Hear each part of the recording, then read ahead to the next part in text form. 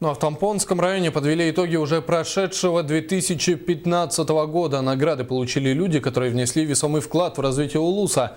Отметим, 2015 прошел в Тампонском районе под эгидой Года молодежи. На торжестве побывала наш корреспондент Нина Ханарова. В торжественно убранном зале отремонтированного Центра спорта и культуры «Алроса» прошла торжественная церемония награждения лучших из лучших людей района, которые внесли вклад в социально-экономическое развитие в 2015 году, объявленном в республике годом предпринимательства, а в Тампонском районе годом молодежи. Будет это сельское хозяйство, будет образование или здравоохранение.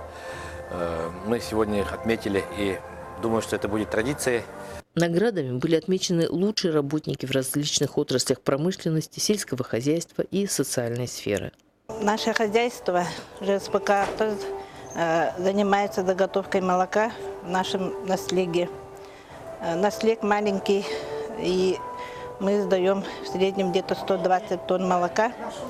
Работы, конечно, много, стараемся. Нынче построили коровник. В плане, конечно, сохранения поголовья маточного скота и плюс еще ее увеличение.